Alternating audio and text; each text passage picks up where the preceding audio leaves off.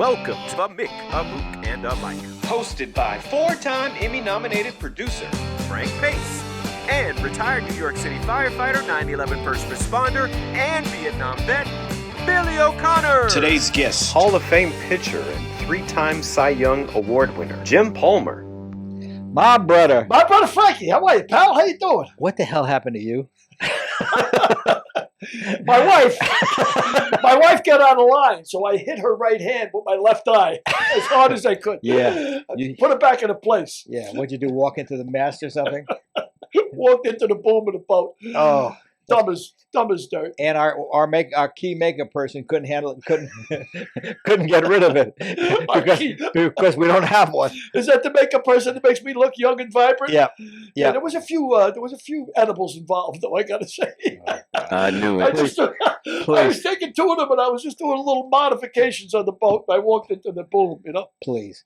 Anyway, our guest today is Hall of Fame pitcher Jim Palmer. Wow.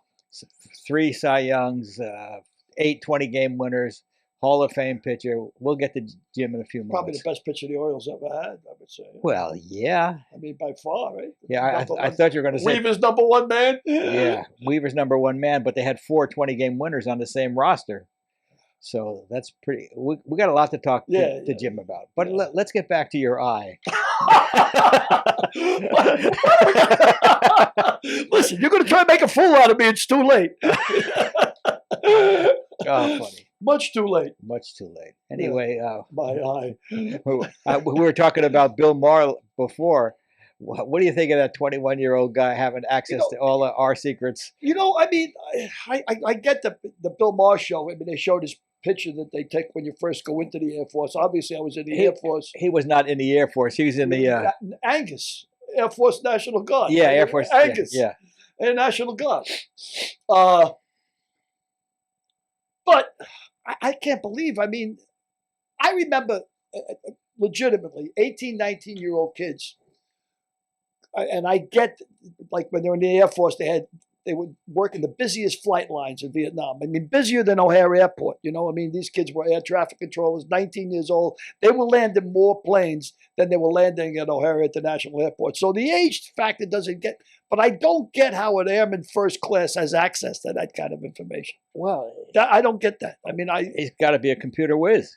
Yeah, but Joint Chiefs of Staffs were sending him emails. I mean, he's an airman first class. Well, I was making $79 a month as an airman first class, and you were overpaid. Thank God I was gambling. I was making so much money playing poker that I didn't care if they gave me a check. $79 a month wasn't helping me any. I used to spend 3 or 4 days in the NCO club after we got paid. I wouldn't leave until everybody was cleaned out. Could you clean them out? Oh yeah. I mean, when they used to come to the game, I mean, you're in a situation where they call an isolated situation. There was nothing isolated about Vietnam, but they called it isolated. So all these guys that come in for a ton of money, or after being in the jungle for 6 months or something, they sit down and play poker. Some of them have the rank of what beats what. There's a full house. Sit over here, someone will teach you how to play.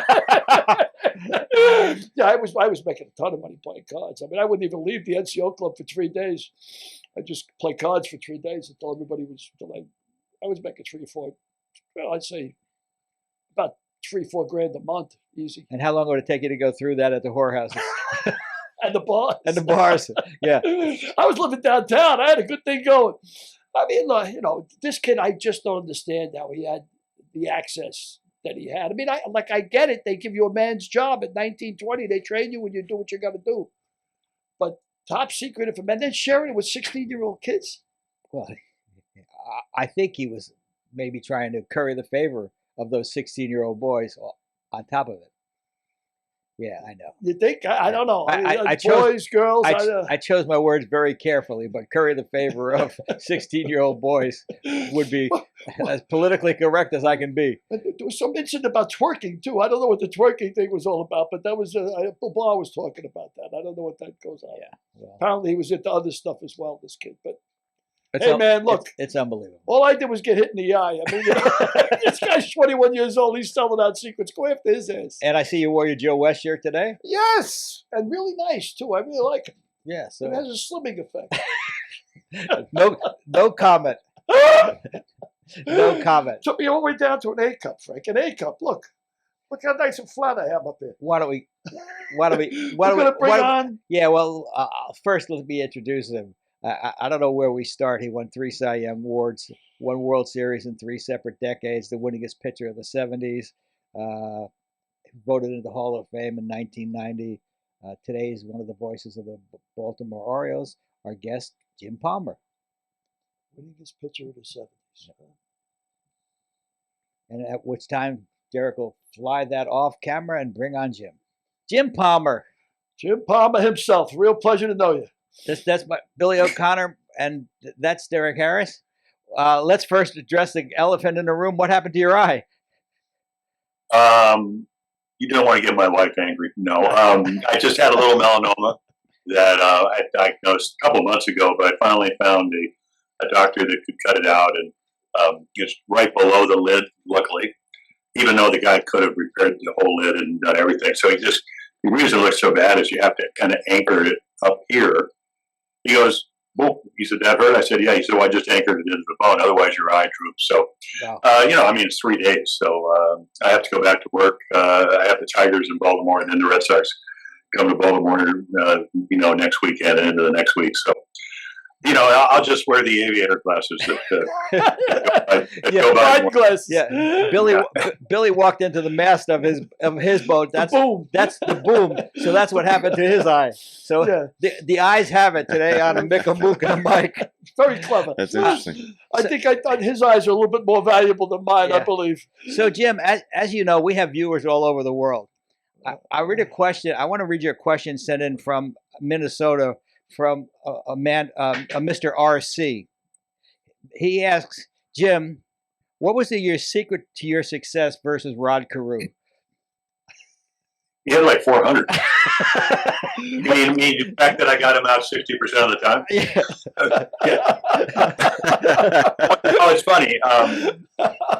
When we used to, I still remember a curveball I threw to Rod in instructional league in Lang Field in 1964. It was the best curveball I threw in instructional league that year, and it just happened to strike him out. And then probably went another 15 years before that happened again.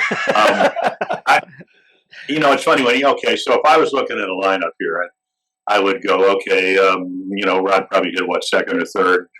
I'd go, let's see, Tovar, I can probably get him out. McNally and Cuellar couldn't get him out. He broke up no hitters in the late innings against them. So if I get Tovar out and Rod hits a single, that's fine. But if Rod comes up with the bases loaded or runners in scoring position, I have to try to pitch him differently. So, that's kind of the way you go through a lineup. And, he was, he won 7 batting titles. He's in the Hall of Fame. He's one of the great hitters ever. He could bunt with 2 strikes. He could, he could hit a pitcher's pitch. He wasn't a home run guy. It's not that he couldn't hit home runs, but I don't think he ever hit a home run off me. But, again, I used to say, okay, I'll let Rod hit a single, because he's a good guy and he can be happy. And then I'll try to Oliva and Killebrew, 2 other Hall of Famers out. So, they had a really nice lineup, and that's not even mentioned Don Mincher and some of the other guys, that played for the Twins. But, I think, I think the first major league start I had was against the Tigers, and first time up, Al Kaline, who's in the Hall of Fame, and I think he had 399 home runs or whatever. One of the great guys in baseball since has passed away, but I strike him out the first time. Now I'm 19 years old. I have no idea what I'm doing. And the next time up, fastball, curveball, strike 1, strike 2. And our catcher, Dick Brown, calls for a changeup, and I throw it. And Al hits it off the foul pole down the left field line for a home run. So it was my third pitch. Again, I kind of relied on a veteran catcher. And it wasn't that it was the wrong pitch. It was probably the wrong, he wasn't hit my fastball, wasn't hit my curveball. Not that he couldn't do that. But that particular day he wasn't. And I threw him a pitch he could hit. Next time I threw him about a 98-mile-per-hour fastball low and away, and he hit a single in the right field. And even at 19, I was smart enough to know Al Kaline's better than I am. So whether it was Carew or Oliva or those guys, you kind of have to maybe subjugate your ego in a sense that these are the best players in the world. And some guys you can get out. some guys you can make bad pitches and get out. Some guys you can make great pitches. The guys that are, the premier hitters, the Bretts and the Carews. And, Craig Nettles wore me out. I think he had 9 home runs and probably had 27 RBIs. Most of RBIs of any player I faced. Rice had 9 home runs, but 8 solos. So I could live with that. And, when I got to the big leagues, I roomed with Robin Roberts. I was 19. He was 38. He had 270 wins, and I didn't have any. Sammy Ellis would eventually become our pitching coach and lived around the corner in the Tampa Bay area. And he said, hey, Robin, who hit the most home runs off you? Robin said, I don't know. Some guy hit 19. And Sammy said, well, what was his name? And he goes, they were solos. I forgot. So I learned at a very early age, if you're going to give up home runs, and you're going to, don't have them the 2 to 3 run variety, and never gave up a grand slam. Apparently, Tim Kirchhoff brought a list out on the field at Camden Yards about probably 10, 12 years ago and said the boys in Bristol said you wouldn't know what these names are. And there were 13 names. I looked at them and I had no idea what they were, but the logical answer was, must have been the guys that I walked with bases loaded. So apparently I walked 13 guys with the bases loaded. And I was pretty good at math. 1 is better than 4. Might even have gotten a C+ in math to know that. That's unbelievable. The situational pitcher that you were. I mean, that you never gave up a grand slam in your whole career, and to think like that. I mean, that's not. My parents. I was adopted. And in New York, and my parents told me, if you want to make right decisions, you need to get a good education, and you need to be polite, and you need to have a good work ethic. And so I learned those things, even though I came from a upper class East Side. I really was lucky. I won the lottery as far as having adopted parents. So, but they told me, and there's some days you don't have your best stuff, and maybe you're going to have to think a little bit more out there. And then again, you get to the big leagues. Back then, they had roommates. And you're rooming with a guy that's on his way to Cooperstown, and Robin Roberts, one of the great pitchers of the Whiz Kiss Phillies, and great guy, mentored me. There are some 38-year-old guys that when you see a 19, 20-year-old kid that's going to possibly take your job, they go, what, figure it out yourself. Robin wasn't one of those guys. Yeah, Robin actually managed against me in our Jacksonville team in college. Robin was the coach of University of South Florida when I was playing at Jacksonville. We played against a bunch of Hall of Famers. Enos Slaughter was the coach at Duke. Wow. Enos Slaughter. Yeah. Enos Slaughter was the coach at Duke. Eddie Stanky wasn't a Hall of Famer, but he was the coach at South Alabama. So I would get a big kick out of seeing those guys come into Jacksonville. You did. If you played for Eddie Stanky, and he was there. Maybe Al Lopez was there the first year I got there, but I think Eddie Stanky came in the mid '60s, and if you did a rundown right, or you were Ken Berry and you were the center fielder, and you somehow involved yourself in a rundown between second and third, he'd buy you a suit. Really, seriously, suits probably $59.95 back then, but at least he made the effort of. The meal money was what, $12 a day, and the minimum salary was $7,000 versus $700,000 this year. Of course, that's a few years ago. Yeah, well, I think Eddie Stanky also left University of South Florida to take over the Texas Rangers in the 70s, and he stayed one day and then he quit. Wow. Maybe he didn't like the heat. Yeah, of course. So, Jim, you were the youngest pitcher to ever win a World Series game at 20 years old. What was that like? What was that World Series like? What was it like pitching against Sandy Koufax? Well, we were obviously the underdogs. The Yankees had beaten, the Dodgers had beaten the Yankees in '63. They beat the Twins in '65. Koufax and Drysdale were obviously prominent parts of that. I think Sandy that year was, maybe 25-7 with about a 1.90 ERA. And a lot of people thought that was going to be his last World Series. As it turns out, it's his last game because we won 4 in a row. But that, we got in on, the first game was on a Tuesday. We got in there on a Sunday night, and we were staying at the Continental Hotel, and owned by Gene Autry, who owned the Angels. And Gene, the singing cowboy, is standing at the door, welcoming the American League. And, the paper, I think it wouldn't be the LA Times, but it would have been the whatever the Herald Examiner. Oh yeah, Herald Examiner. Junior league loop leaders in town to play the Dodgers. Now I'm 20 years old. I figured that was an insult. The junior league. I didn't know the American League was actually named the Junior League. So anyway, we went out to Dodger Stadium on that Tuesday morning and worked out on that Monday, and I took pictures with Sandy. And I just didn't want to embarrass myself. To be honest, I was 15-10. I had like a 3.40 ERA. It was about twice as much as what Sandy's. I was it was the first year I ever really started exclusively in the major league. So I wanted to do kind of what I ever did. I was a really all-state basketball and football player. You compete. So, but the first inning of game one, Dave McNally, he won 13 games for us. I won 15, but he had more experience. And, he held runners, and the Dodgers were known. Morgan Wills a couple of years earlier but stolen 104 bases or whatever. They could run. They were primarily supposedly good defense, supposedly being able to steal bases and, scratch for runs and then, beat you a 1-0, 2-1, 3-2, whatever. So Dave's, Frank and Brooks Robinson hit home runs in the first inning, and I'm standing on the bench and I'm going, wait a minute. Oh, maybe we actually have a chance to win this series, because this is kind of what the Orioles did. Frank, Brooks was Hall of Famer, 16 straight Gold Gloves. Frank had hit 49 home runs. Come over at an old 30 from Cincinnati, from the Reds, for Milt Pappas and I think Dick Simpson, and hit 49 home runs, won the Triple Crown. Would hit 2 more in the World Series. So they hit home runs, and then Dave McNally struggles. The late Jim Murray, who was a Hall of Fame sports writer for the LA Times, said McNally stopped the Dodgers running attack by walking the bases loaded. Which, we got Mo Drabowski for $25,000 at the beginning of 1966 from Kansas City. And Mo really had a good arm. He was worked for Freeling and Company, a stockbroking company in Chicago. Great arm, a 3-2, bases loaded, drop down and throw sidearm stuff in the bullpen. But he could pitch. So he comes in and strikes out 11 Dodgers in 6 2/3 innings. And I'm sitting on the dugout, and we come back.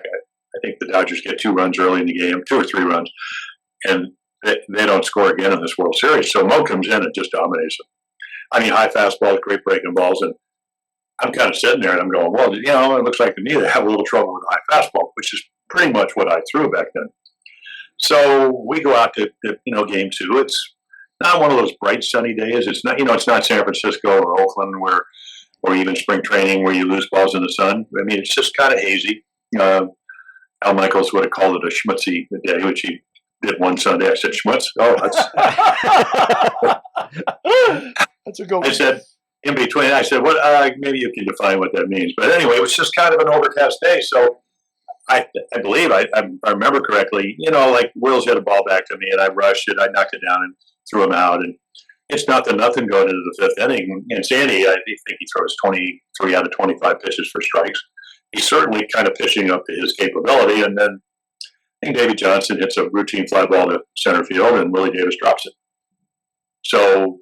And I can't remember, I don't know if he gets the second or he gets the first, but we have a runner on, and then Boog or somebody gets the fly, out there, he drops that. And again, you got sunglasses. It's not bright. It's just, not an overcast day. The June gloom is not in October. It's just cloudy, but it's not really that cloudy. No, he picks up the second one and throws it in the dugout. So we end up getting 3 or 4 unearned runs, and we end up winning the game 6-0. Happens to be the first shutout I ever pitched in the major leagues. Happens to be at age 20. Happens to be game 2 of the World Series. Happens to be against Sandy Koufax. It's all these things just kind of happen. Now, if my parents, because I signed a year before the draft, but my parents said, because Houston offered me more money. Paul Richards was running that organization. And next day, 10 teams called. Now, my parents said, I think you should sign with the Orioles. Jim Russo had been up in South Dakota. I'd gone to a college league, only high school player up there. Merv Rettenman, Jim Lomborg, Bobby Floyd. A lot of major league players played on that team. But I was only 17, the youngest guy. And I could have signed the next day and probably got more money, gone somewhere else, and never had a chance to play in 6 World Series. So, now here we are. We win game 2. We go back to Baltimore. Wally Bunker had been rookie pitcher of the year in '64, won 19-5 out of A-ball, and then hurt his shoulder, got married, didn't work out as much as, or back then, we didn't, you had to do whatever you were going to do on your own. So he hurts his arm, but he beats the Dodgers, and Claude Osteen 1-0. Paul Blair, who had 8 Gold Gloves over the course of his career, hits a home run. We win 1-0, and then McNally comes back, and he doesn't walk. He doesn't stop the Dodgers running attack by walking the bases loaded. Frank hits a home run off Drysdale. We win 1-0, and we're world champs. I mean, so things happen. I can't say that I prepared. I mean, I think I prepared for that when, I played grade school basketball. I'd always play with the older kids, or when I started playing basketball, I made a freshman basketball team when I moved over to Arizona. And I played, not very well, not very long, but I played freshman basketball, and then, led the state in scoring, and was an all-state. And then my junior year, my best friend, Frank Lethen, who runs the Seattle Times, not at the time, but his dad did, and he says, we need somebody that can run and jump. So I caught 65 passes and played defensive halfback. I did all those things. So it kind of, so everything you ever did in your life is trying to, be in the moment, meet the moment. And for some reason, I was able to not, walk the bases loaded, which I was certainly capable of doing in the first inning against Sandy. And again, he pitched great. His defense stuff, and they ended up making 6 errors in that game. So here are your Dodgers. They don't score after the second or third inning in game 1 for the rest of the series. I think they had 125. You're known for your speed and your defense. Nobody's getting on, so you can't. As we know, there's a saying in baseball: you can't steal first. And then, if you're Sandy Koufax, obviously the greatest pitcher of that decade, one of the greatest pitchers of his generation, even though it was kind of like a shooting star because of, the fact that maybe 6 of the best years you could possibly have. The defense lets him down. So, he didn't deserve it. But again, it's Sandy, Sandy been enough to know that a lot of times you pitch really well and it doesn't turn out the way you want it to be. Jim, how was it that Sandy started the second game instead of the first? I don't know. I heard, something about the Jewish holiday or something like that. And, so he missed that Saturday, had to pitch on that Sunday, so he wasn't eligible to pitch, till the second game. Obviously, I think if you're Walter Alston, as good as Drysdale was, he ends up in the Baseball Hall of Fame, might have to put Sandy out there in game 1. So, stuff happens. Yeah. And that he may not have given up that lead, and you might have been down 1-0 instead of being up 1. If I had gone into game 2, whether it was Drysdale or Koufax, and we had, if we had to hit the back-to-back home runs and Roger Baskey didn't come in. But it's funny. Okay, so I was in 6 World Series, and that one was surreal because we walked out of Memorial Stadium, which was where the Orioles played and the Colts played. After we won 1-0 in game 4, and you go, we're world champions. I made $7,500 that year. I got a $500 raise for pitching in 40 games a year before. My World Series share was $11,683.04. So it was about $4,000 more than I made all year long. I could buy a couch. I could buy a television. I could buy some carpeting. I even bought a lantern. Almost electrocuted myself trying to put the light fixture in my dining room. I had a $26,100 house. I couldn't afford the $28,250 because back then you didn't, you didn't know. And as it turned out, I ended up, hurting my shoulder. And actually, if I had to pitch again in that World Series, I don't think I could have because I had tendonitis. And nobody on the East Coast until I saw Robert Curlin, he cured it in a day. But in the interim, because it took about 1.5 years to get to him, almost 2 years. So I don't know if I could have pitched again. But sometimes it's just fate. And again, it was what an honor to pitch against Sandy Koufax. As a kid, I used to. If you want something, if you're a baseball fan, breathtaking, listen to Vince Scully on radio doing Sandy's Perfect Game, or read the Jane Levy book, Koufax, where it's actually, it's like 9 chapters and then another 9 chapters in between again about that perfect game. He was one of the best, and it was great to. And this is kind of, and it wasn't like I was taking his place because I had no idea what I was doing. I mean, he was Sandy Koufax, and the story. Basketball player at the University of Cincinnati. They wouldn't let him throw in front of people because he was so wild. I walked 130 and 129 innings in April. So I kind of know what it's like to maybe have a great arm and not being able to harness it. So I had, and again, growing up, I mean, fifth, sixth, seventh, and eighth grade, I spent in California right when Sandy was coming back. This was like 55 through 60, where I went off to Arizona. And it was hard not to be a Dodger fan. I want to go back and mention one thing. You were talking about Frank Robinson and what a great player he was. Rod always told me that he thought Frank was the greatest player, greatest hitter that he ever saw, because Frank would give himself up to move a runner over, where he didn't see a lot of players currently who would give up an at-bat to move a runner from second to third. He would hit the ball to the right side of the field to move a runner over. Can you comment on that? I'm sure Hank Aaron did that. I mean, you talk, Dusty Baker still managing, won the World Championship, first time he's been able to do that.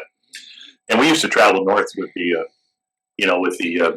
Braves. We'd go to Birmingham, or we'd be somewhere in South Carolina or New Orleans.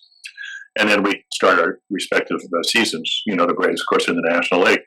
So I pitched against Dusty. So I've known him, 40, 50 years. And I used to always say, I said, where did you learn how to play the game? He goes, Hank Aaron. All you had to do was watch him. People, we go, okay, he hit 700 and he ended up 55 home runs. But people forget he had like 3,800 hits, 37 something. He could steal bases. He was a good defensive player. So if you're a young player, as when Frank came to us, you looked at how Frank played the game. If you were a middle infielder, you did not want to linger around the bag on a double play. He wasn't going to do a roll block. He was coming into second. Everybody knew it. You better get the ball and you better get out of there. I mean, Davey Johnson once said there's 5 or 6 different ways to turn a double play. Well, you better figure out which one is not going to get in the way of Frank, because that's the way he played the game. Not afraid to be constructively critical of his teammates. Some people will say, well, he's making $150,000. It's easy for him to do that. Well, Frank, he comes from Northern California, had to work his way up. He was an old 30, one of the great players in the National League, and we were lucky to get him. I mean, I still remember we had a guy, bonus kid that signed with Atlanta, and we drafted him, in the AAA draft or whatever, Steve Cosgrove, and he had this, curveball just right off the table and the riding fastball. And Frank, we ended up trading for Frank in the beginning of '66, in the winter of '66, or right before spring training. And Steve's in an inter-squad game, and Frank hadn't even taken batting practice. And he throws him one of those curveballs, and he just kind of hits it with one hand down the left field line, hits it off the chalk for a double. And I turned to Dick Hall, who was, great relief pitcher for us, Swarthmore guy, and I said, I think we just won the pennant. Because, I got there in '65. The Orioles were good. We won 94 games that year. It's just that the Twins won 102. With Frank, coming over, and I went from 5 wins to 15.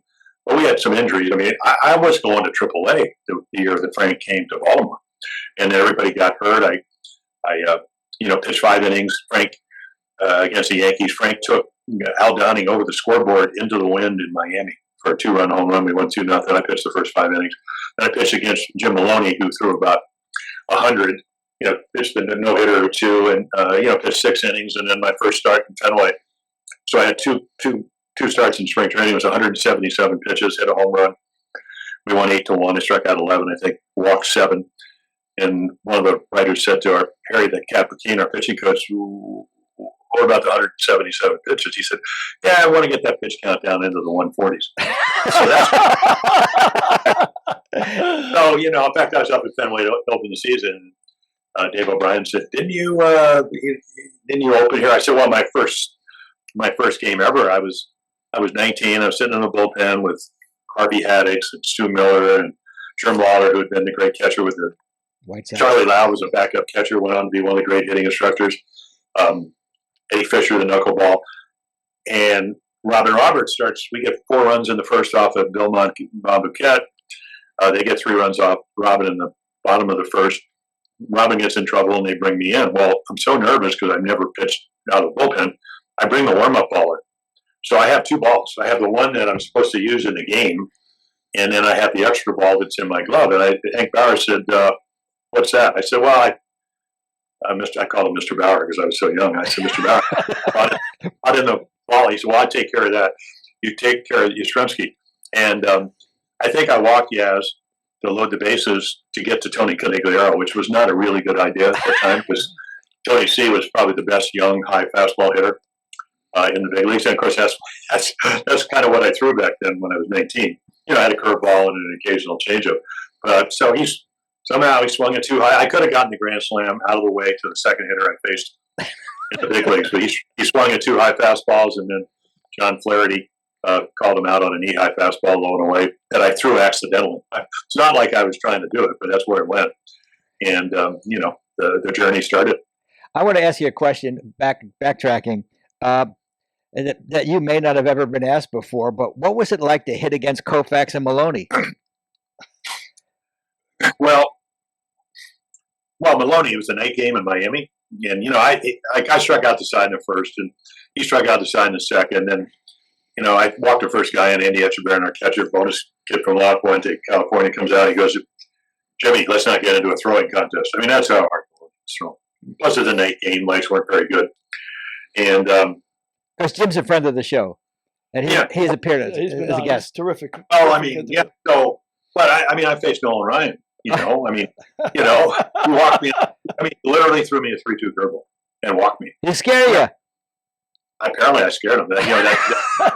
I won my first game Sunday afternoon when I was 19. The Yankees, Pepitone and Boyer, they're sneaking in, and I homer over the right center field fence. About 25 years later, I heard Joe Garagio's radio rendition of that. Boyer sneaking in third, Pepitone about 20 feet from home plate. There's the pitch to 19-year-old Jim Palmer. It's a high drive to deep right center field. 19-year-old Jim Palmer has just homered over the right field fence. Boyer was so close to home, if Palmer had pulled that ball, he would have had to pick him up with a spatula. Who was the pitcher? Boughton was the pitcher. I Yeah. think Boughton was the pitcher, right, Jim Boughton? Yeah. The ball 4 guy. Ball 4, yeah. Yeah. Oh, no, the book was fabulous. Yeah. I was reading that book on the way up spring training. I got the book, and of course, Louis Kuhn made it famous by saying nobody should read it. Frank does not that. Any publicity is good publicity. But so I'm reading the book, and Frank Robinson wouldn't talk to me for about a month. Mainly, and it wasn't that I don't think Frank ever read it. The book was hilarious, except that nobody knew he was writing it. So that was a big splash. That made a lot of noise, that book, when it was released. Well, it was just, wouldn't you? If you're part of a team, and I played on an organization that had the best winning percentage in baseball for 20 years. 6 World Series and a lot of playoffs and all that. So there's continuity, there's respect. So you're going to write a book. Maybe you might tell them you're going to be in chapter 4. Throwing up braziers underneath the plane wing or whatever he had. But anyway, frankly, but hitting off those guys, I was one of the better hitters in Arizona until I got astigmatism. Billy Martin wanted to make me, and he was a pretty good baseball man. He wanted to give me like $80,000 and play center field, and I suppose I probably could have done a little Ohtani. You would have been the first Ohtani. Well, since Babe Ruth. Well, anyway, I got astigmatism, and I couldn't wear. Back then, you didn't have soft lenses. Hard lenses looked like you had a pebble in your eye. So I couldn't wear glasses to hit and then take them off and actually adjust quickly enough. So I went up to this college league, and I kind of went up as an outfielder pitcher. They had enough outfielders, so I pitched well and ended up signing. But I think I could have maybe I would have known who's out there. It would have even been more scary if I had my glasses on. But it was hard. The key, Tony Gwynn and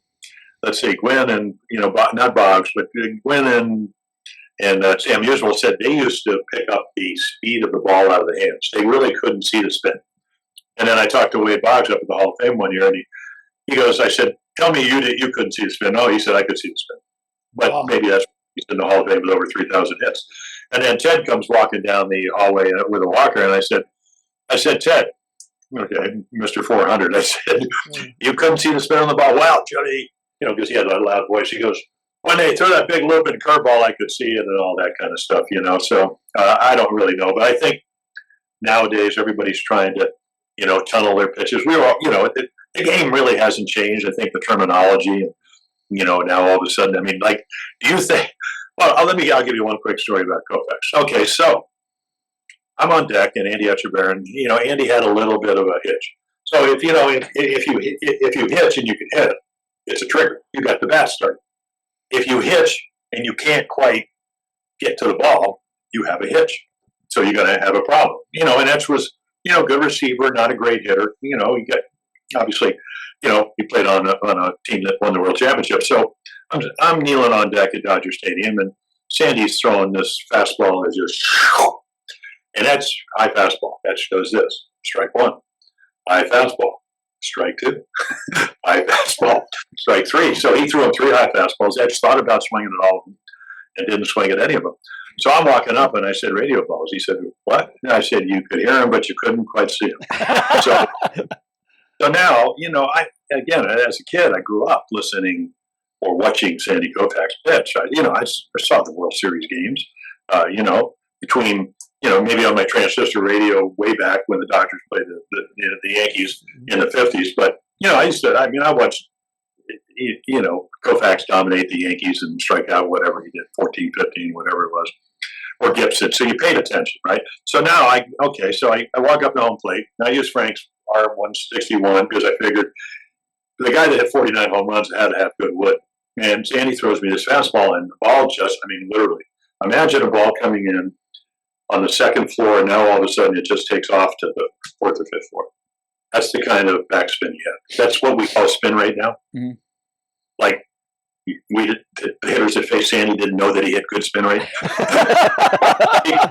So now I said, I better get the bat going. So out of the exact same tunnel release point, he throws what turns out to be a curveball, but except it doesn't go up and then come down. It starts out exactly like a fastball, and then Roseboro catches it on the ground. So there is tunneling.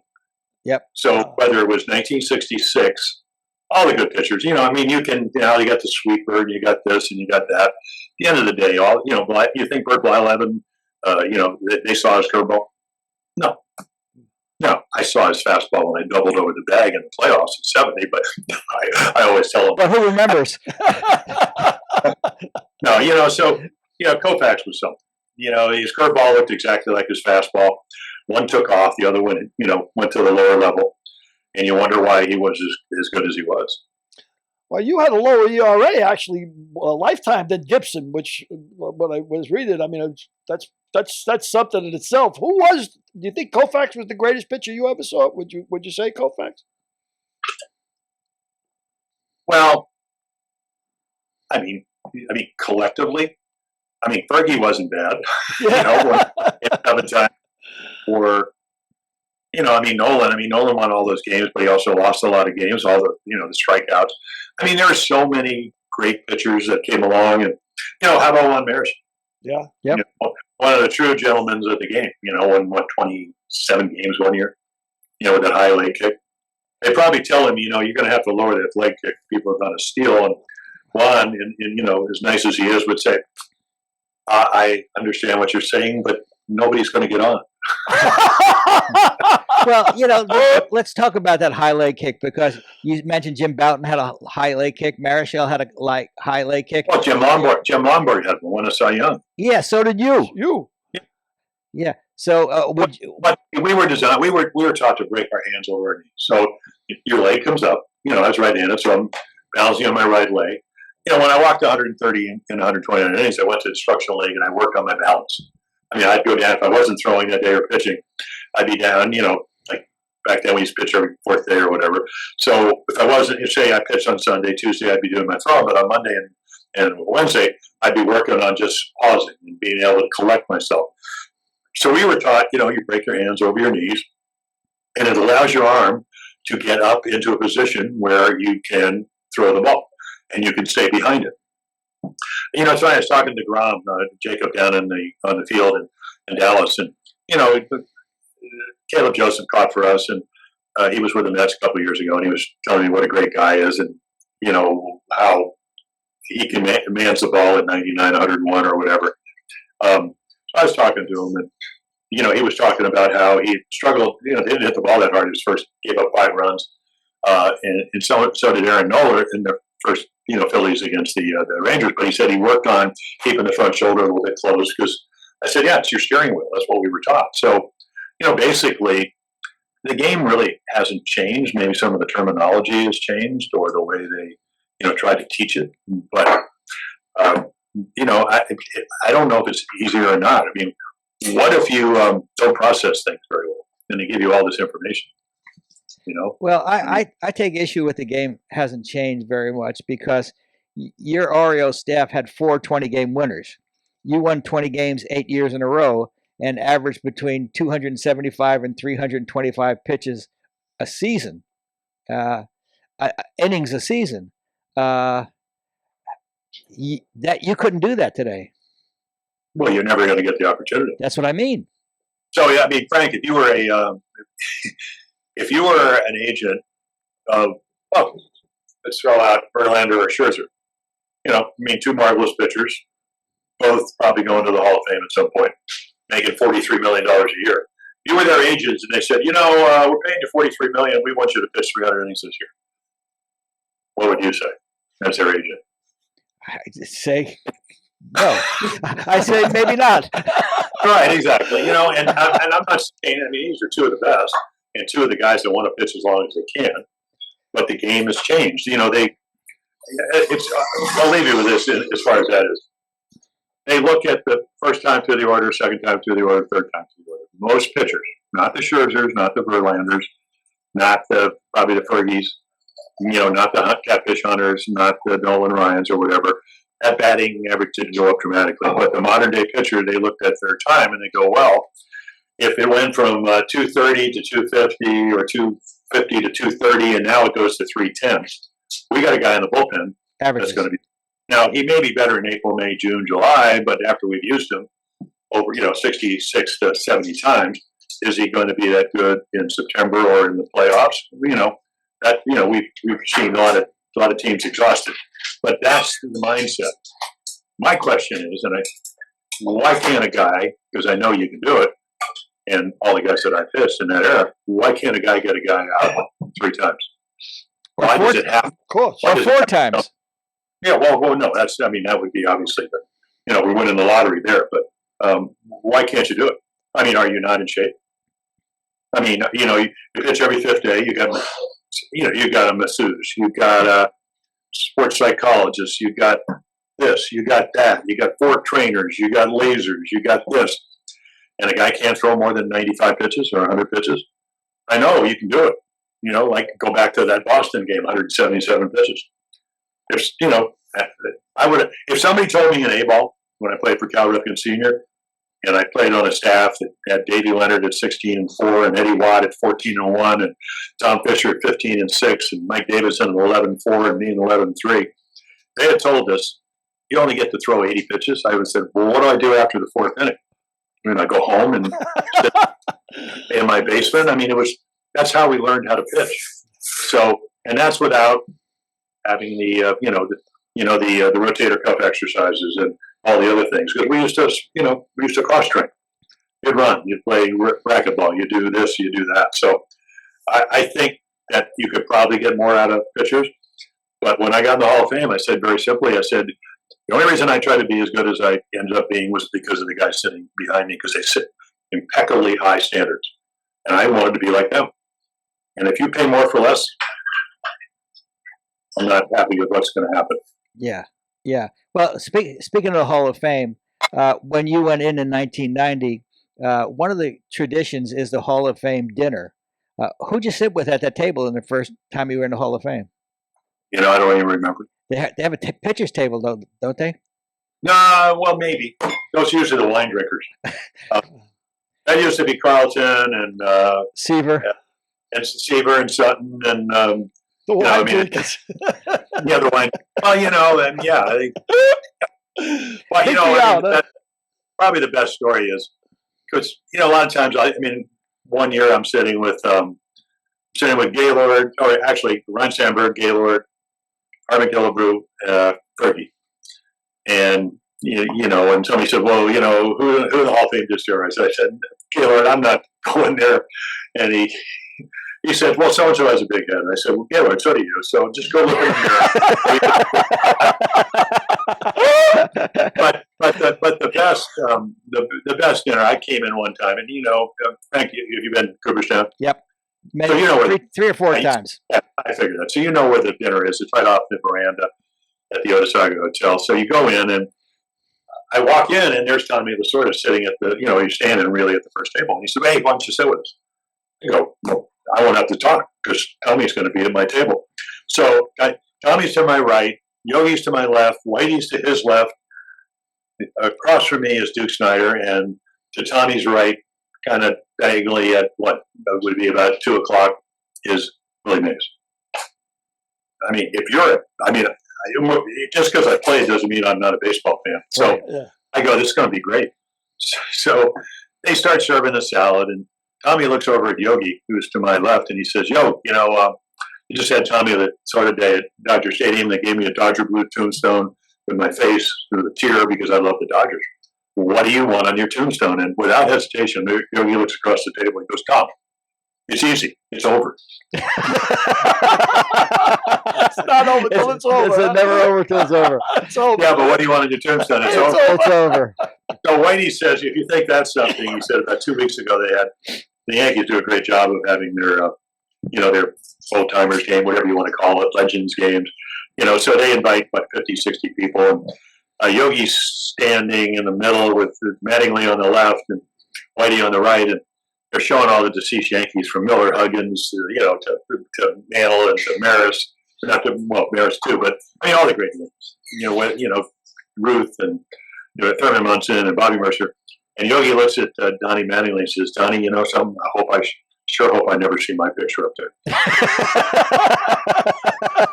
So Yogi said those things. Yogi, how do you get to your house? Well, when you get to the fork in the road, you take it.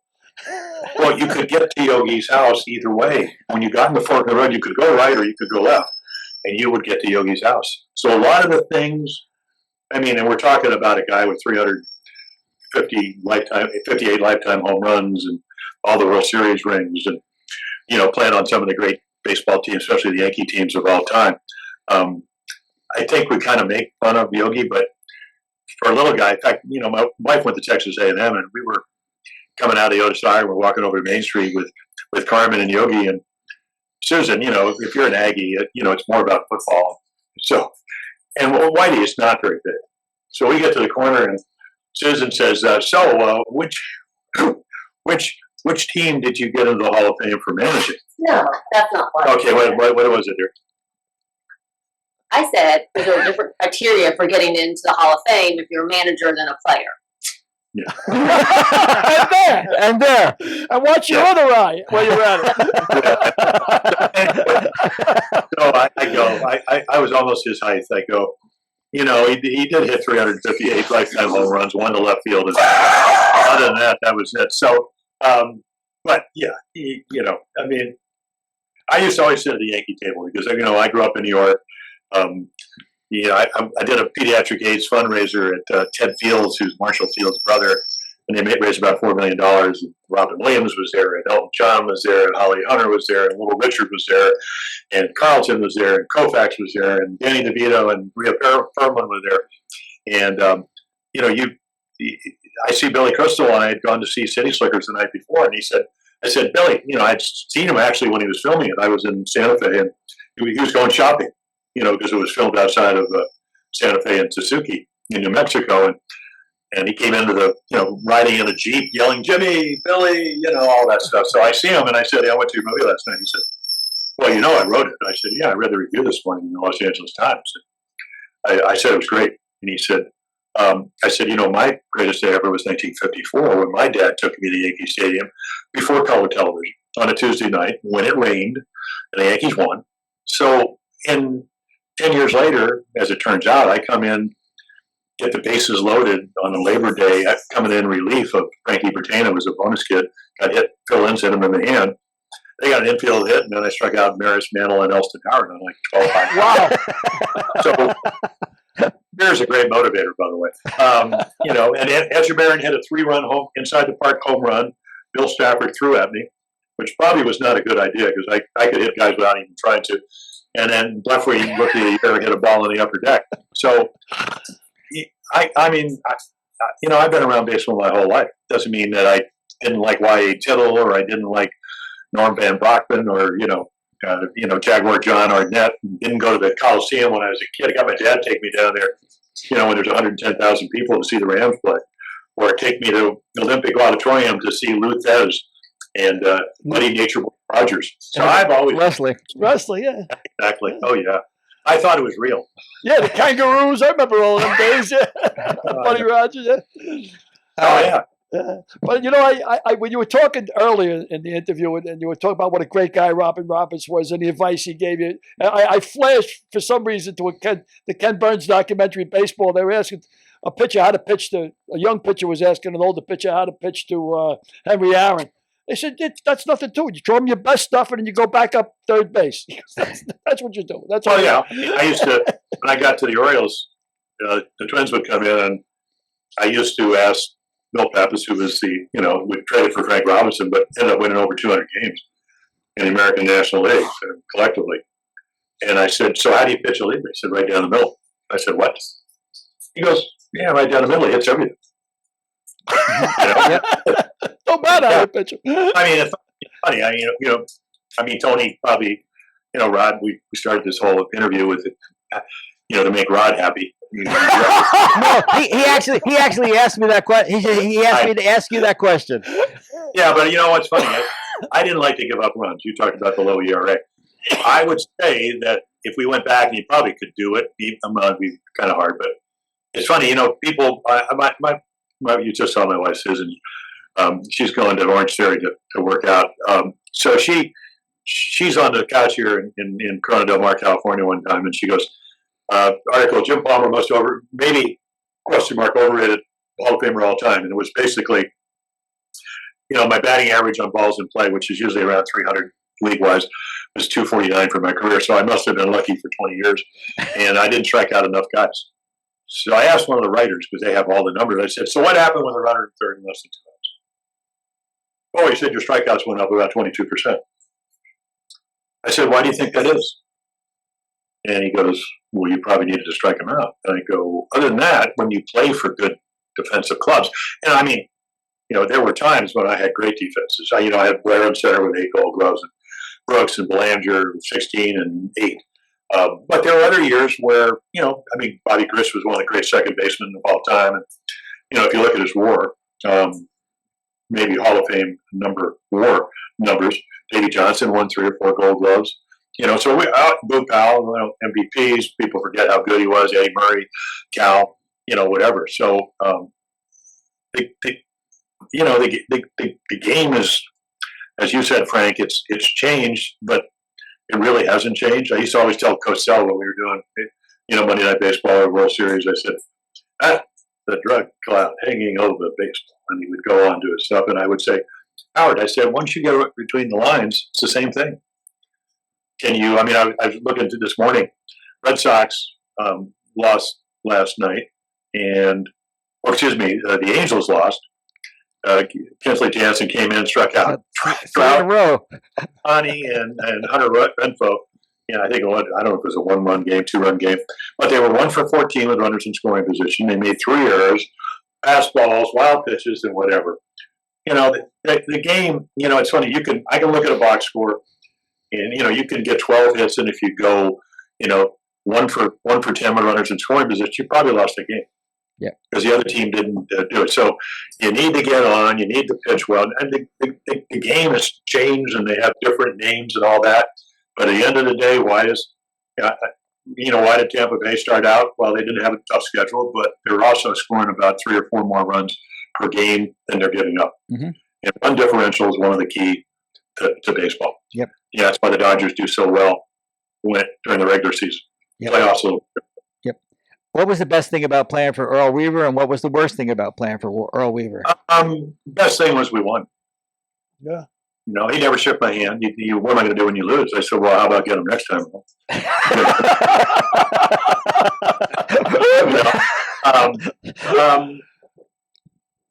See, the problem was he pitched every fourth day back then. So on the days I wasn't pitching, I heard what he was saying about the guys who were pitching that day. So when I'm out there, and he used to put his foot on the top step of the dugout like he's going to come get you. And, you know, I mean, he was a piece of work. But we had great teams. He was very loyal. You know, it didn't matter what you called him. If he thought you were going to be the best guy to win or help the team win that night, you were in the lineup. I mean, it really didn't matter. You know, he was, you know, now they talk about how important outs are. Earl didn't bunt because he didn't like to give up outs. He knew how precious 27 outs were. A guy would hit into a double play and he would go, I can't tell you the language, but he would go, hit into it, you know, pop up, strike out, save us in it. And it made so much sense, you know.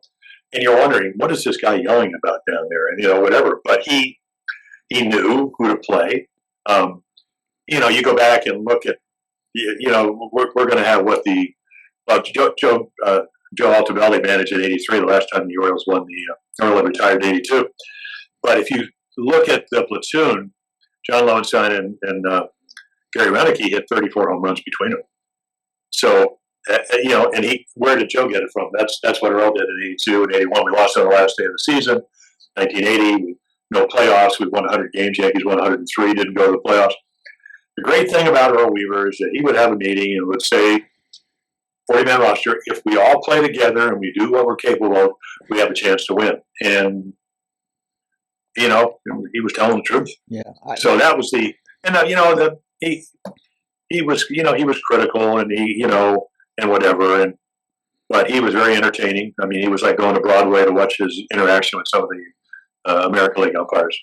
Yeah. They really, considering how many games we won and how much they hated him, I actually think, you know, maybe we were actually better than what our record indicated. They just didn't. He made their lives miserable. There's a famous radio interview I've heard of Earl's philosophy on 3-run homers. Perhaps you've heard it. Well, I've heard a lot of his. Firsthand. You know, we used to go play golf after the season. We had a United pilot, Tom Bailey, that, you know, he flew out of Cleveland, but he flew our charters. He lived down in Hilton Head, so he would get some condos, and we'd come down and play golf, and we'd rent the condos, and he'd play 4 or 5 days of golf. And you'd go to lunch with Earl, and, you know, very profane. But halfway through lunch, the people next door had asked get their lunch to go. But then, because that was the baseball vernacular, Earl used it everywhere he went. But, you know, we won. We were a competitive team.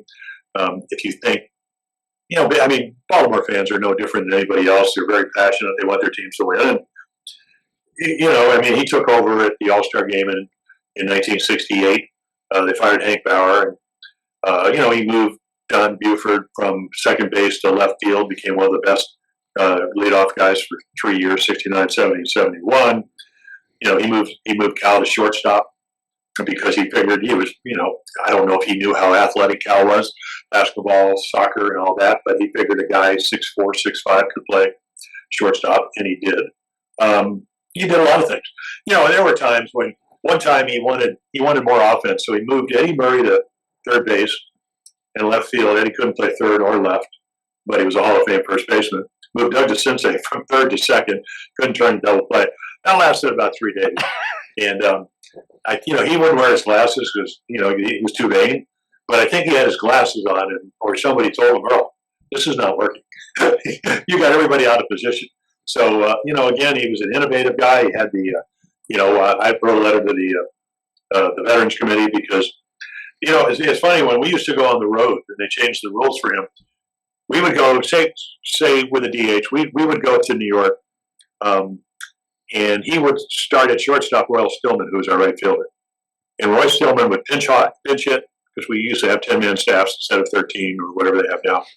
So Royal would pinch hit, and then he would put in Belanger for defense.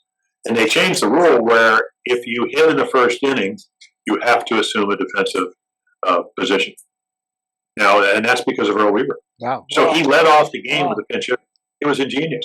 Get Yeah. the So little edge. things, he kept the stats.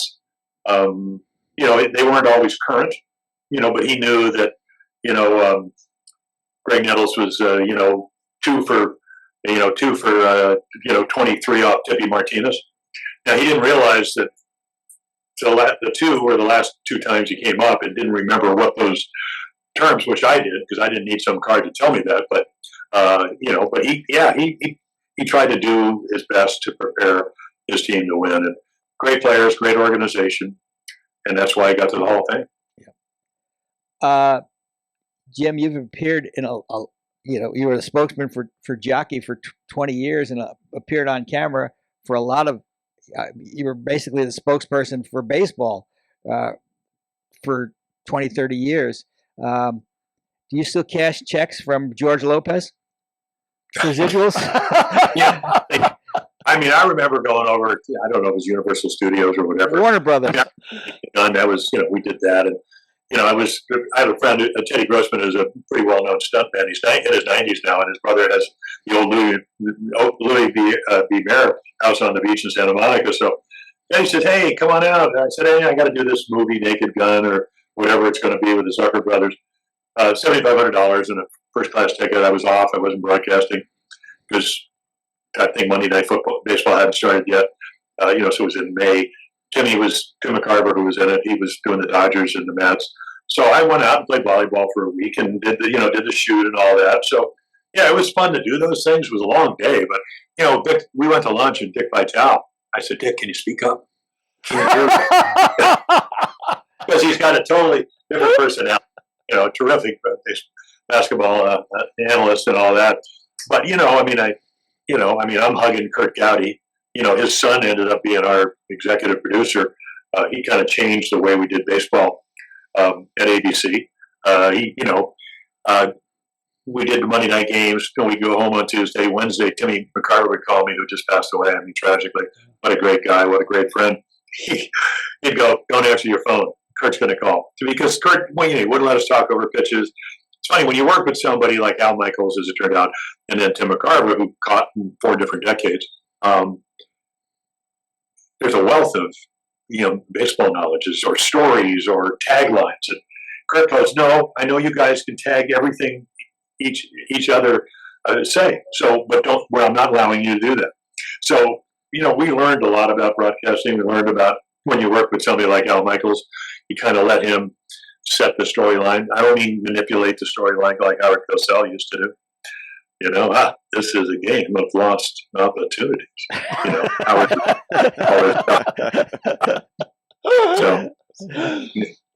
Yeah. I know you're with the Orioles now. You're one of the voices of the Baltimore Orioles. Why don't you tell us a little about how that team's doing?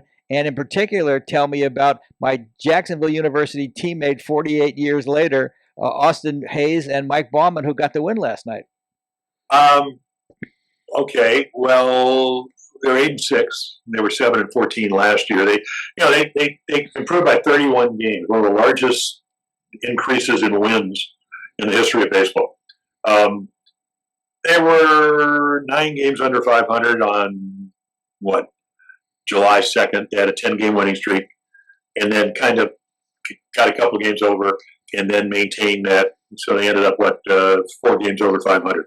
For a team that only won 52 games a year before, pitching went down about 2.5 runs a game. They put the Great Wall of Baltimore. They went from 364 to 398 in left center field. So to Austin Hayes, the Orioles, they have their own network, but they only did 3 spring training games for some reason. So the one I did, and the pregame, I said, I don't know if they can pitch as well as they did last year because the bullpen was that good. They got Cole Irvin from Oakland, and he had 3 bad starts. He's already been sent to AAA. He'll come back. He just looked at me. He was trying to overthrow a lot of pitches. You come to a new team, you try to we were always taught sometimes less is more. And I think he was trying to do too much, so he'll come back. And, he pitched 180 innings for the A's and 170-something the year before. So they'll need his ability to pitch deep into ball games. But when you talk about Michael Bauman's come a long way. He was a starting pitcher. They've turned him into the bullpen. He's learning like he did in Boston when you throw a 96-mile-per-hour fastball by a guy you don't come back with a hanging cutter to give up a run, which the Orioles had closed within one game. So great arm, 4 good pitches. Big guy. Looks like he should be playing for the Ravens because he's that big. But a great arm. I mean, typical bullpen arm in Major League Baseball now. And when I was doing the game in spring training, I said, a lot of the son of the owner, John Angelo, said that the Orioles think they overperformed and whatever. I use another term in there. I actually think offensively, Austin Hayes for the first time in his career did not go on the IL last year, the disabled list, and I think he played with injuries. He was all-star caliber the first 3 months, and then hit a little over 200, 4 home runs the last 3 months. But I think he played hurt already.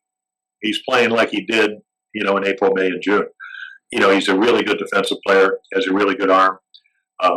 Last year he had the wrist problem, so he couldn't really separate. The hands have to go back, and you got to get in a position to hit everything. I mean, it's almost like he was diving forward. So he's made some changes. Mountcastle hit 33 home runs 2 years ago, most by any rookie, and then last year they went down a little bit. But the big question is Rob Manfred, Manfred Stein. He's in the laboratory. We don't know what kind of baseball is going to be played in baseball this year. We don't know if it's going to be the live ball from 2018 or maybe 21 or the dead ball from 22. It looks to me the ball's maybe going a little bit farther. Now, maybe it's a little bit warmer. I know Baltimore was 80 degrees the other day, which is very unusual for April. But it looks to me, if you have a livelier ball, it'll be tougher to pitch, and it will be tougher to pitch without a shift. It's funny, when we pitched, the guy hit a 108-mile-per-hour ground ball in the right field, it was going to be a hit because you didn't have your shortstop playing short right field. Mm-hmm. So now the pitchers don't have that crutch anymore. So where you put the ball on the plate, if you're able to stay, the plate's 17 inches, you'd like to live on the outside and inside 5 inches. I think pitchers, because of the shifts, have gotten away from it. Guy will hit his best shot on the ground, and it's just an out. This year, I'm not sure that's going to be the case. So I think all the changes they made, pitch clock is good. Maybe they'll change. We were up in Boston, and Everett got called out on a hitter's violation. The game was only 10-4, but they ended up losing 10-9, and this was like in the 6th inning. I don't think the baseball is going to want, especially in the playoffs, some guy to get called out because he wasn't looking at the pitcher with 5 seconds to go. So maybe they'll adjust that a little bit. But during the pandemic, they were playing I think Game 6 of the '71 World Series, and kept getting tweets, "Gee, you pitched so quickly." And I said, "Yeah, I pitched quickly because the hitter was ready to hit." So I think we're going to see that. Why do you need to adjust your batting gloves when you didn't even swing? Well, that's Derek Jeter. Derek Jeter started that. Well, I understand, and then okay, if before 2021, July of 2021, you could put anything you want on the ball and make it spin. So the guys that could adjust are still in the big leagues. The guys couldn't, or maybe it gave them an unfair advantage. So I think what baseball has done is for the good. Will they do some fine tuning? Probably. But I think it's a good thing. The Orioles also have a young catcher by the name of Rutschman, who's already being compared favorably to our friend Johnny Bench. Maybe a little bit premature to do that, but I don't know if he's going to hit 45 home runs, but like Johnny did, but he's a switch hitter. But what did Johnny do? He could hit home runs. He was a great catcher. He was smart. I mean, you think about it, with the pitch comm, catchers call most of the pitches. There is a device now pitchers can have if they want to, some pitchers can have if they want to change the sign. But most of the time, if you're pitching for the Orioles, whatever Adley Rutschman puts down is what they determined to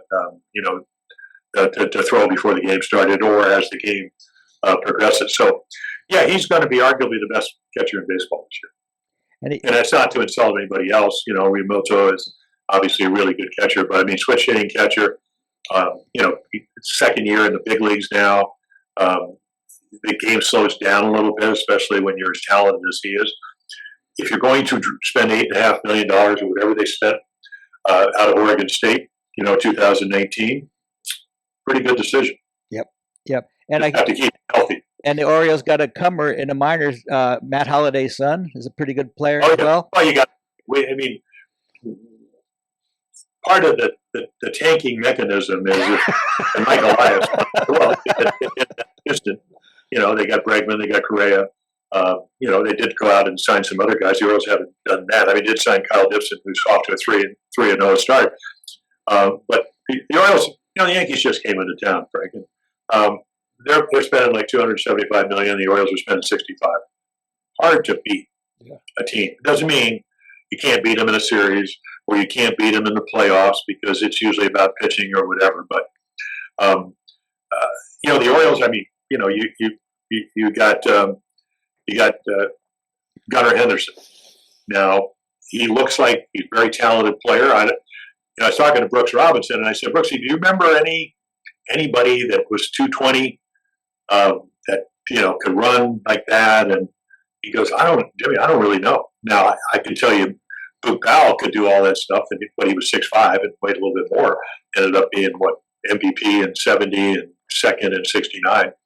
But Gunnar, he's going to have to learn how to hit lefties, and he's going to have to, he's going to have to learn how to hit the fastball or make some swing adjustments or whatever. But if you go back and, didn't Leo Durocher have to call Willie Mays' dad to tell him that Doc Willie not into leaving? Yeah. Didn't Cal Ripken start out 4 for 55? It's a tough league. And, the way the game is now, back then, I mean, I remember talking to Alan Trammell when he managed the Tigers. I said, do you have any advanced scouts? He said, yeah, ESPN. That's not the case. That is not the case. Now you got everybody on iPads. And, I mean, that doesn't solve all the problems it takes to play winning baseball. But if you have a problem in an area, and the next team is going to try to exploit that. So that's part of the deal, And it's what's so interesting is for young hitters, just like I learned, if somebody in an iPad, an A-ball told me you got to use your breaking ball X amount of times and you can only throw your fastball this time, I don't really think I would have been very good. The difference between old school and new school is now we used to experience it. Robin Roberts was helpful, but he said, yeah, listen, best pitch in baseball is a fastball. You have a great one, so I hope you're smart enough to use it. But you're going to have to find that out. Now they try to do that homework for you before. So you still got to figure out, okay,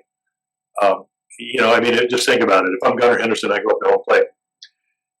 The batting average last year was 170 with 2 strikes. What do you have to do with 2 strikes? You got to hit up, in and out, soft, hard, up, down, breaking balls, fastballs, and whatever. If you go to home plate before you get to 2 strikes, not looking, and Rod Carew could tell you about this, not having an idea of what's coming, you're going to hit closer to 170. Mm-hmm. So young hitters have to understand that. They can give you all this information, what the guy does, 2 and 1, and all that. You got to see the ball.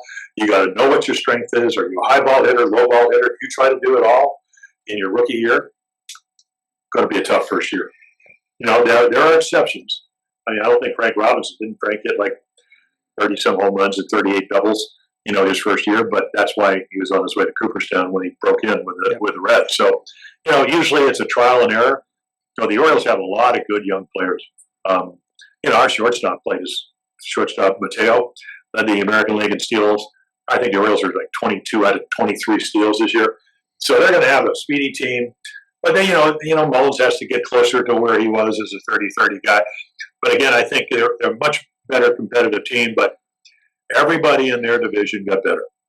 The Yankees got some injuries, but with the exception of, and even the Red Sox, on paper, I don't know how it'll turn out, but, Sale's back, they got Jansen, their bullpen, they got Chris Martin, but the Blue Jays are spending more money.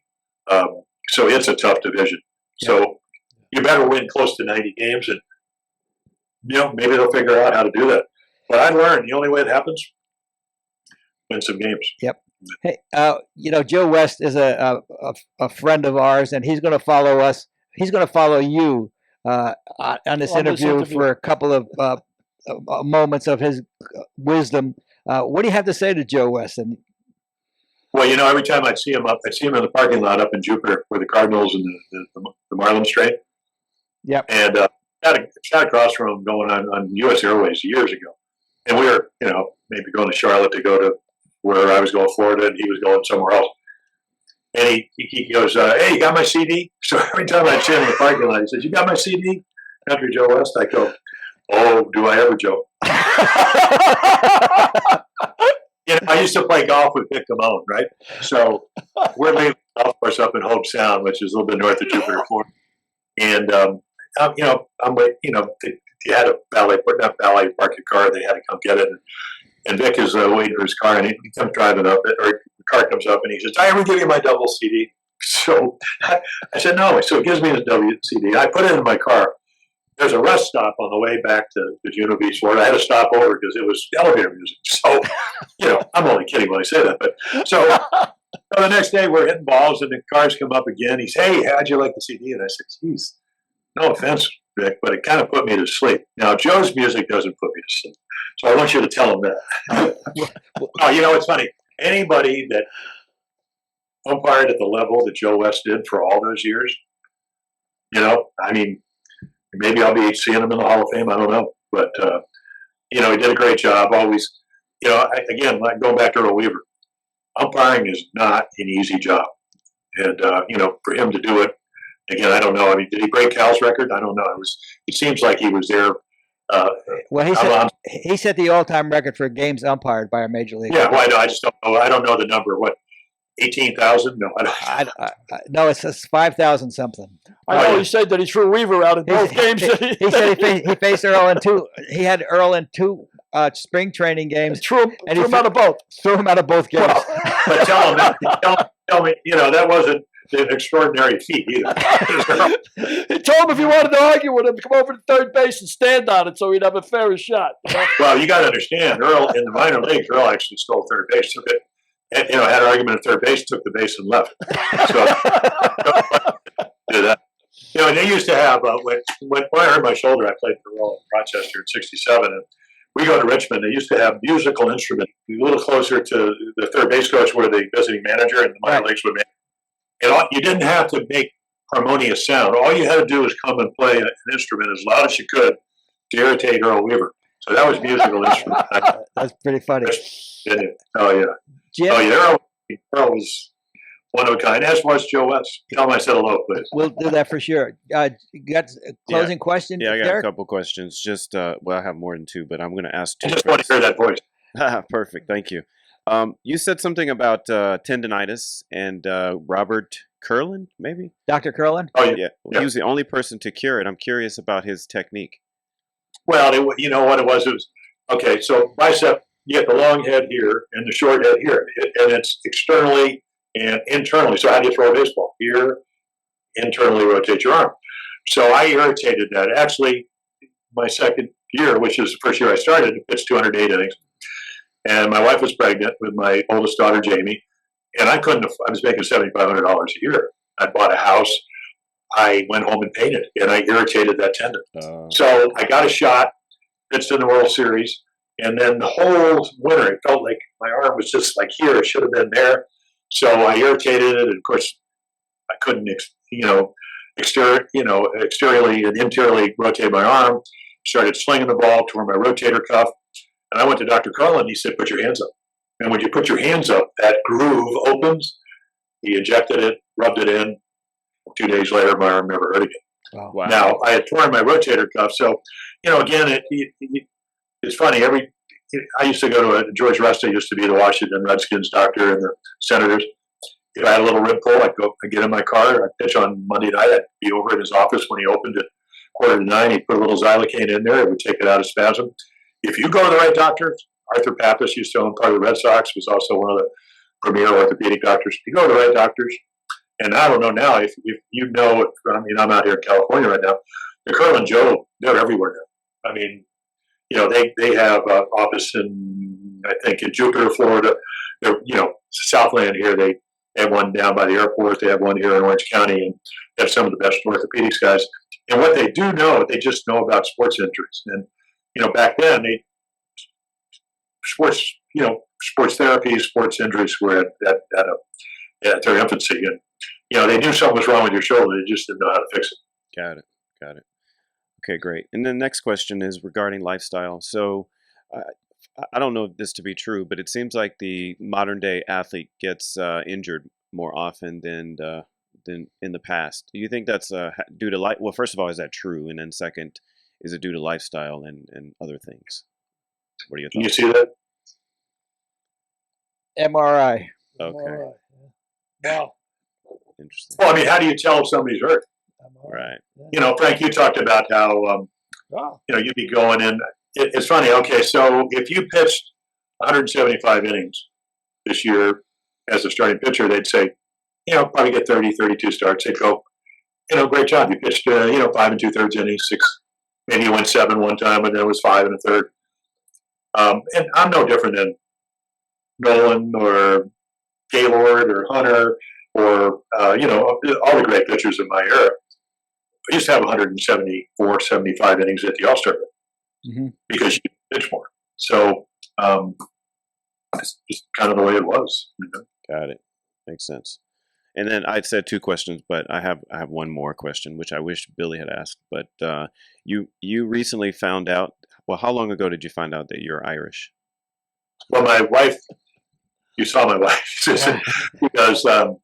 So I was watching the playoffs, probably 2018.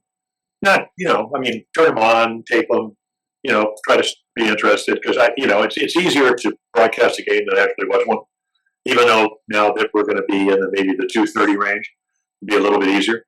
Because now, I can go on my iPad right here. I can go on the Baseball Network. I can see, okay, the Orioles, they scored. Shut out the first 2 innings. They scored 3. I can go watch where the pitches were, whatever. So she said, I'm going to trace your heritage. So she went on 23andMe, and there's another one. Met some people in Ireland that also do genealogy. And then they put me in touch with Pat Maroney, is my cousin. I met him. I'm more Irish than he is. He lives outside of the city.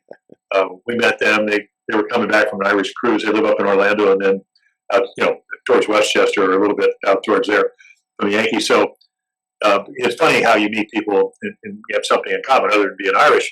But we take them to lunch at Emerald Dunes, which is obviously, if you're Irish, it's a golf course in West Palm Beach. And first thing out of his mouth, Jim, in his Irish brogue, what happened in 1969 with those Mets?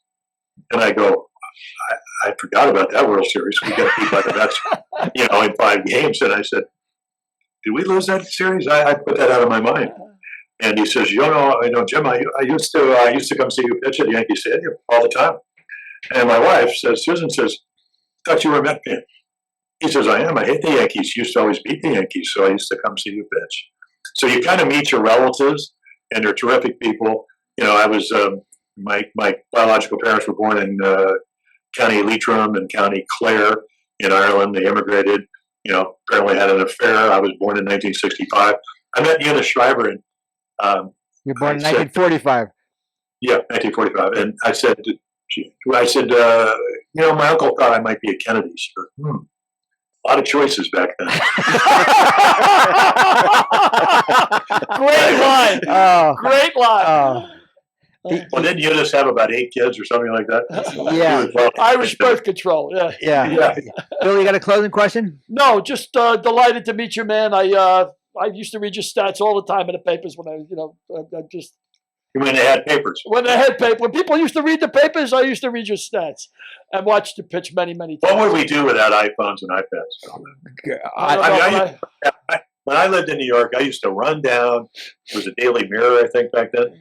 I used to run down the headline. I'm not going to apologize. I was a Yankee fan, and there was a big headline: Yanks sweep 2, because they've always played a doubleheader on Sunday, and Monday's off, and Yanks split. Or Yanks, lose 2. And I mean, my whole day was predicated on whether the Yankees won or not. And I'd run to the end of the driveway to get the paper. Now you're on your iPhone or go on. I have a friend convinced to use his iPad and get on U.S. sports pages.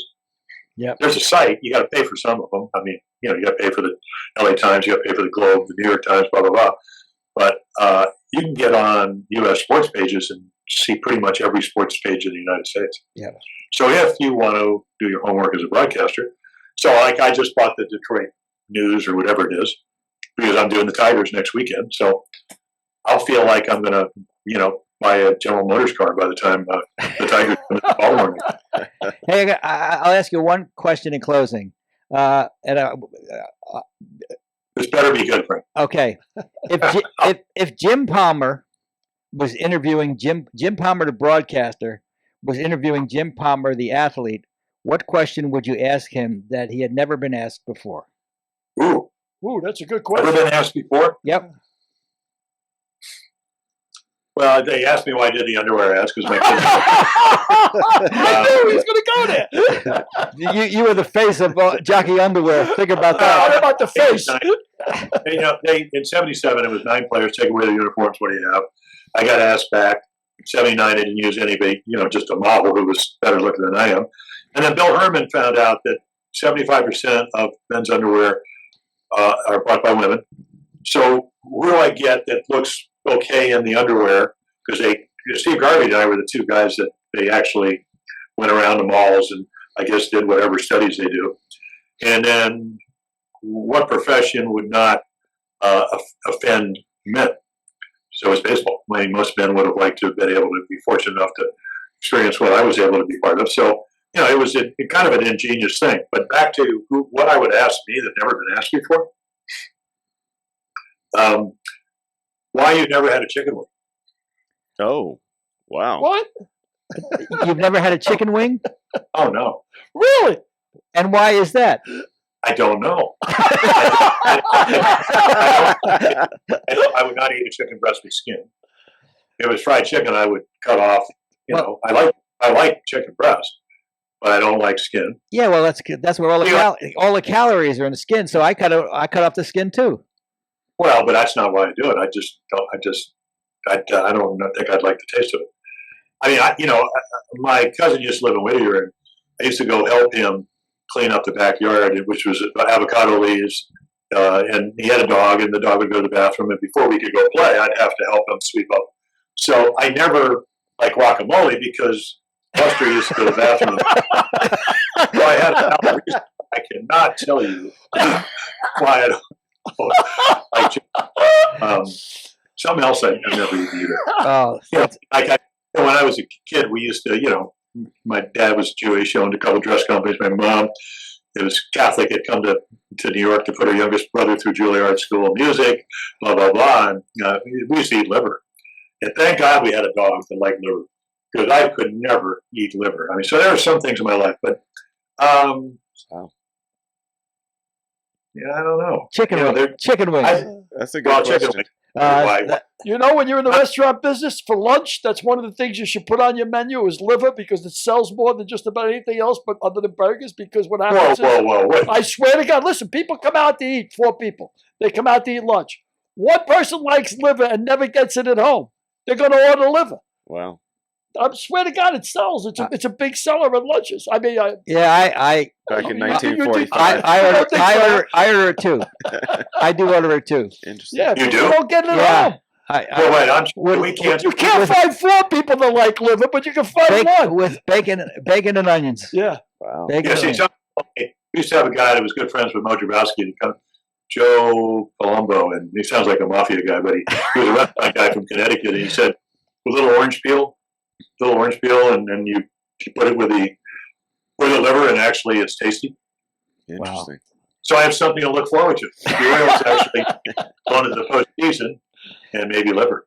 Well, this interview was certainly not chicken liver, that's for sure. Thank you, Jim. Thank you, Jim. It was so great to be with you.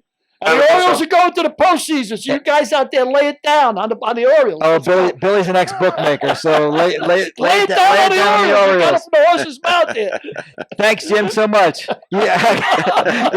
we do that all the time with Billy, so we do that all the time. Well, one last question. Was this a real show? Yep. It'll be on Wednesday. Okay. All right. Thanks, my friend. Bye-bye. Jim, really? See you guys. Was this a real show? I love the line that 75% of women buy men's underwear, of course, and socks. They're the ones that do it.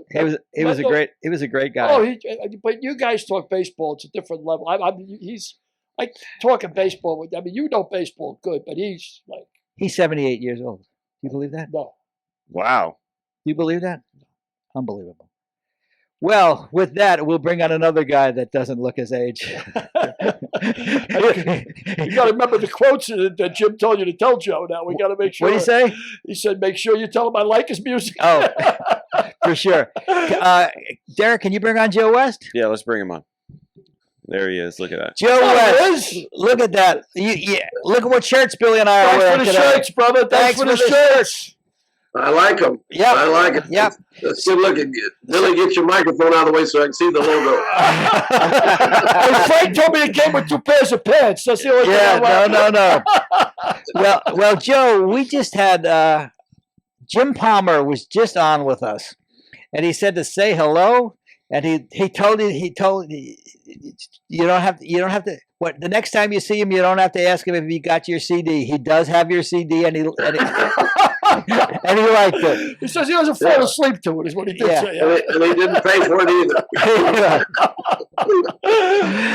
Oh, do you have any memories of Jim? Well, there's a lot of stories about Jim. You know, he and Earl Weaver clashed a lot. They were not the best of friends, even though here's a Hall of Fame pitcher and a Hall of Fame manager, but they were not the most friendly together. And one of the funny stories is with the one about Jimmy Evans working home plate, and Jim Palmer was getting lit up on the mound, and Weaver wouldn't go take him out, so he left him out there to die. And he went out one time to talk to him, and Palmer got ready to hand him the ball, and he wouldn't take it. He went back to the dugout. So now Palmer's really mad, and so he gives up 2 more runs, and then Weaver comes out, but he doesn't point a pitcher at. And so Jimmy Evans, the plate umpire, who Weaver was mad at too, came out and he says, "Earl, who are you bringing in?" Because he hadn't pointed anybody in. The second trip in the same inning, you had to bring a guy in. He said, "Earl, who are you bringing in?" And Earl said, "Santa Claus." He said, "Is that with a C or a K?" He said, "You're not really going to write that down, are you?" He said, "I already have it. If that guy comes out of the bullpen, don't have a red suit and a white beard, you're gone." It's pretty funny. Jim Palmer was a great pitcher. He sure was. He was a and he played on teams that had good pitching too. I mean, didn't they have a team that had 4 20-game winners? 4 20-game winners, and he won 20 games in a row, 20 games 8 years in a row. I mean, that's tremendous. That's tremendous. I mean, he said if somebody he said he would have 175 innings pitched by the All-Star break. Well, yeah, that's because Weaver didn't believe in a pitch count. Yeah, he said that. Weaver didn't believe in that. And in fact, one day I was walking over to the training room to get, it was a spring training game, and I'm walking to get my knee worked on. And I go by the dugout, and he's sitting there with 2 young kids. Now, he's already out of the game. He's announcing and stuff. And he says, Weaver or Palmer? Palmer. Okay. And he says, "Joe, what do you think of a pitch count?" And so I said, "Well, give me a number." He said 110. I said, "If Tom Seaver threw 110 pitches, we're in the 11th inning." Yeah. He said, "Okay, I get it. I can live with that." Well, you must like the pitch count because the games are a lot shorter. Well, I'm not so sure that they're shorter because of the pitch count, because those old-time pitchers, they felt like they should pitch 9 innings. No, I agree, but the games are now back to the length that they were 25 years ago as opposed to last year.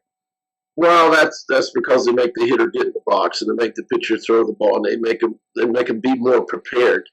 I mean, I blame part of that on the umpires and the players as well, because we didn't move the game along. I mean, I know I got in trouble for telling the players, "Let's go get in the box," but that's your job.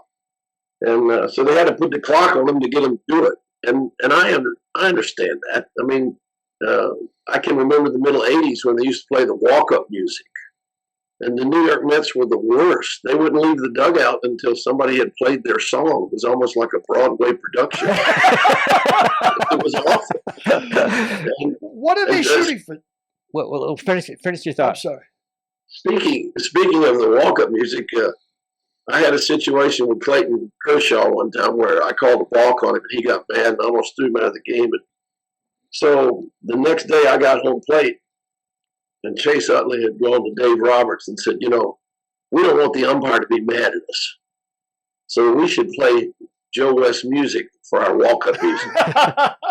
So they started with the very first song on the album. The first hitter walked up the Blue Cowboy. The second hitter walked up to the second, and they batted around. We heard the whole album. The first 9 hitters for the game. So, That's funny. And what was your response when you heard the first Blue Cowboy come up? well, I knew something was up. And, everybody's chuckling and laughing. I looked over at Dave Roberts, and he's got his thumbs up like, hey. What a way to kiss the ass of an umpire. Yeah. Well, wasn't that awful? Yeah. What are they shooting for? They're shooting for 2.5 hour average. Is that what they're shooting for with the new rules?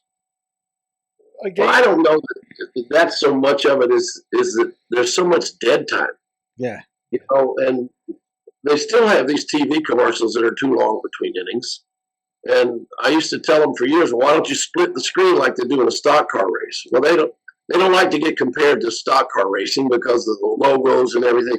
And yet they're putting Motorola on people's jerseys now. They're putting something else on the jerseys in Toronto. So they're turning into golfers and stock car racers whether they want to or not. Well, golfers also have split screen. It's called playing through. What did you think of the recently completed Masters? Did you watch it? Oh, I thought it was great. I think those guys were exhausted when it was over because, I mean, not only did they have to play the last day, they finished the third round and then play the last round, but they're exhausted. There's so much pressure on them to win that. It's amazing. And, John Rahm didn't do so well the first day he played up in South Carolina, but the second day I think he shot 65. Yeah. So I thought it was a wonderful tournament.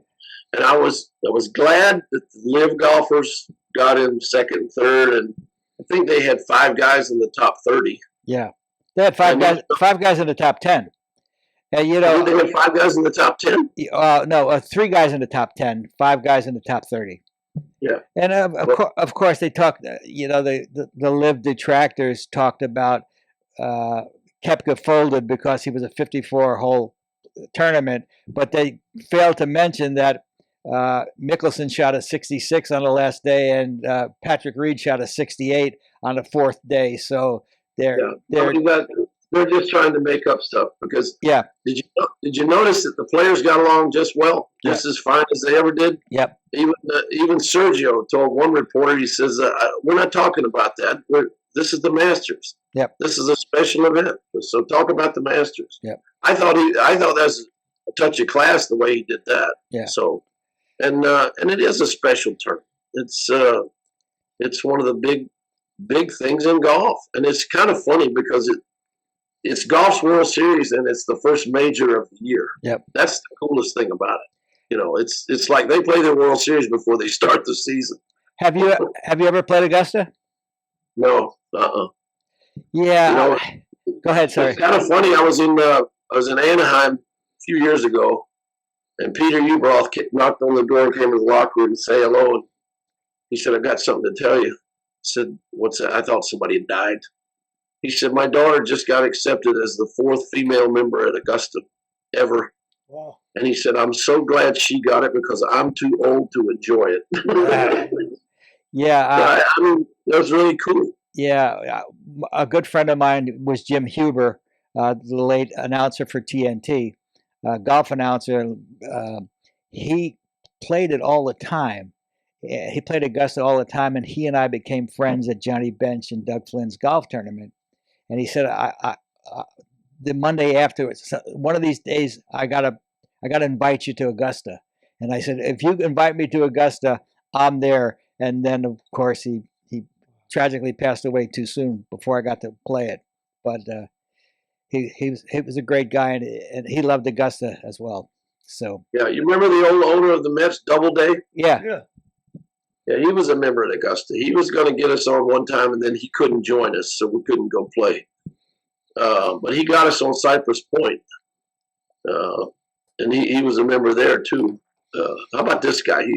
He's a member at Seminole, Augusta, Cypress Point, and what's that place in Philadelphia? New Jersey, Pine Valley. Pine Valley. Yeah, He's a member of 4 of the toughest courses in the world to get on. Billy wouldn't be. Billy couldn't get on. Billy couldn't get in the clubhouse at any of them. They wouldn't even let me in the men's room. But you can wear your hat and be a caddy.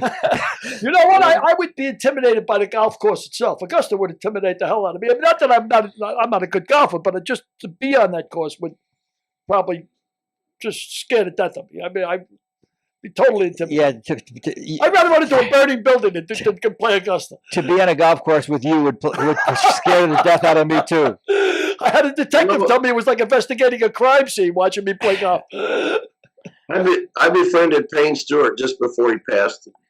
He said he wasn't a fan of Augusta. And I said, why is that? He said, because you can hit the same shot 2 days in a row, and one day it'll bounce and roll forward, and one day it'll bounce and back into the creek or whatever. You know, he said the greens are so difficult. And I said, yeah, but it's like the treasure of golf. He said, oh, I agree with that. He said, but if it wasn't a major, I'm not so sure I'd play it every year.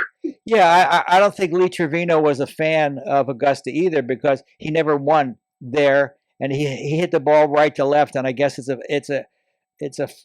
a guy who draws the golf balls favors a guy who draws the golf course more than the guy who fades the golf ball, and Lee Trevino faded the golf ball. Yeah. But and he wasn't as long as those other guys too. Yeah. You know, guys like Sam Snead and the older guys, Hogan, Snead, Palmer, Nicholas, they were all pretty long in their day. yeah, but Mike Weir wasn't a very long player, and he won the Masters, so I think there was something more to it than that. But you bring up a good point. Joe West, nice to have you again. Anything else you want to share with our viewers for this week? No, I'm just tickled to death that you got Jim Palmer on there. He had to be a good guest for Oh, he was a terrific. He was a great guest. We said hello, and we kept quiet for the rest of the interview.